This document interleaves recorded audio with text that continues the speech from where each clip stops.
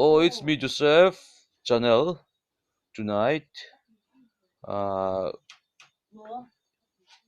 let's have some new uploads. Okay. Today is a Friday, 11 October 1999. It's about around 9 something p.m. Tu ni hian hei tin ko puya. Ko lian ko chuak tam tak te tlanga te hun sang officer le ngai chen chuak sa to ka in thon chuak sa to a. Kan tha in lunga le in ngai thin ko lian ni ti kan ria. Chúng ta chuan hei lo en ula lo ser ula comments lama te zo na eng poran ti ula ke chu ka disable don lo comments ka in social na poka athalam zo ni chung ka pom vek ti kha kan thil thadu phot chewa thil tu zong te hei lal mingi kan rianga a dor ani hei tuna kan om na hi dor hei tunlai ser chuan khom pui men's fellowship kan dong me ka lian kho pui hian azoram pum huap deuh tho angani kan don dan hi chuan hei hi ador ania hei sarmal kama ka best one of my best friend ani hi rimoi lama kianin a high school section a kian subject very important subject la tu nia tel lo hi chuin kan kho result tam tak metric result hi a chiat na chance le a that na chance ama in ha thu ke ma hei gan leng lu ta borok ten gom bok nen thasik borok le solution lam bang borok simpa thosi in hei ador hi hei ania hi ador hi ting hi tun hmana om ngai lo helai hunan dor hi ai la min ron hong thara ani dor hi owner chu ming la mingi kan trevek anga ko veng chak chuan a thil zor te poi hei ma son kop maya a thei thei chuan dor tlang thei la kholian mi chuan chumi pialama tingen kholian poi kan lo thang ve bek bek ani om huna ti te e dor kan la kur tang den item sa tang te chuan dor om sa khala om reng hlom boka om to lo zeu kara a om thar om ve reng boka tuna ka domna hmun hi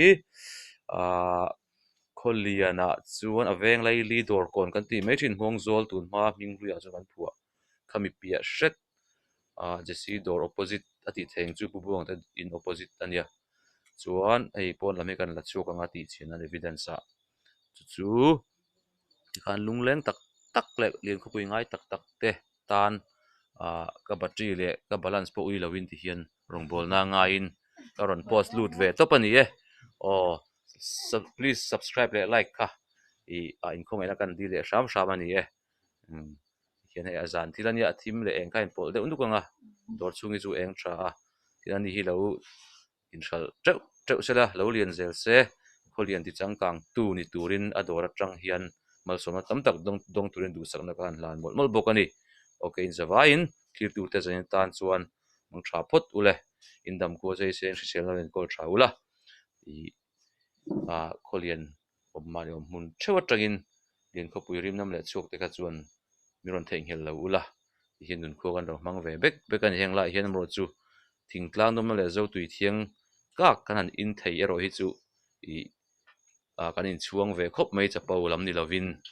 kan van nei ve na ni ti te kan soi kai zoi bok ani chu le in zawa in mutui mang tha vek ule thir tu zong zong te chun comment section lama khan in du leng i parilu zaw kan ni ka tin lam ni lovin khang dol zo tur khan karin sacrifice ani e ole tun tan cho du to photila bul kan chan chau chau ania kan channel hi akal dan tur po hi kan la her chho zelanga tu langin hei aizolet ang deuh thuk fekin ani hral thei kong te tha to hei kan lo thang ve khop mai tuna kan omna hi kan hrial soi tawng khanin dor hon thar anei tunu owner chu mingi ani e tuna hianin mut zai kan la rel lo hret chu kan hot chin dar turin kom zoi kan lut koi zoya